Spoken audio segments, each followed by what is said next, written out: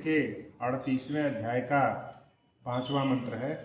ओम स्तेस्तनः ससयो मयो भूर्यो रक्तधावशो विद्यः सुदन्नः एन विश्वा पुष्पसी वाराणि सरस्वती तमिह धातवे कः। इस मंत्र के भावार्थ में ऋषि ध्यान लिखते हैं, जो स्त्री न होवे तो बालकों की रक्षा होना भी कठिन होवे। जिस स्त्री से पुरुष बहुत सुख और पुरुष से स्त्री भी अधिकतर आनंद पावे, वे ही दोनों आपस में विवाह करें। देखिए, इसमें परमात्मा ने स्पष्ट किया है इस वेद मंत्र के माध्यम से, एक तो अगर स्त्री ना हो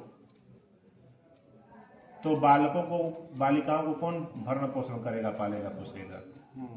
दूसरी, जो विवाह करना चाहिए हमें, वो पुरुष को ऐसी स्त्री का चयन करना चाहिए और स्त्री का ऐसे पुरुष का चयन करना चाहिए जिसके आचार विचार एक दूसरे से मिलते, एक दूसरे को सुख देने वाले हों।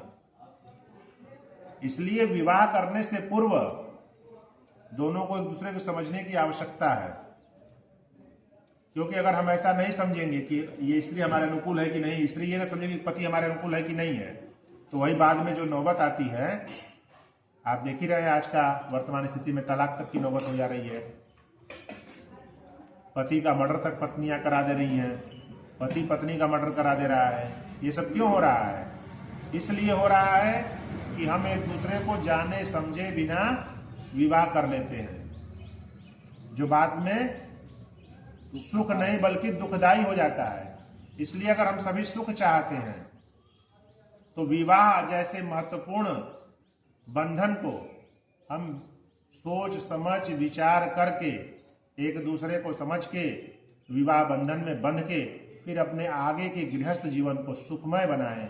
जब हम दोनों सुखी रहेंगे तो हमारे बच्चे भी जो होंगे अच्छे होंगे। तो हम अपने सुख की वृद्धि के लिए ज्ञान पूर्वक हर काम को करें तो हमारा निश्चित रूप से कल्याण भी होगा और हमें आनंद भी प्राप्त होगा। जब हमें आनंद प्राप्त होगा तो हम दूसरों को भी आनंद ही देंगे। इन्हीं विचारों के साथ आज के इस वेद मंत्र का भाव मैंने आपके समक्ष रखा। आप इस वेद मंत्र के विचारों से लाभ उठा के अपने जीवन को सुंदर और आनंदित बनाएं। धन्यवाद। नमस्ते।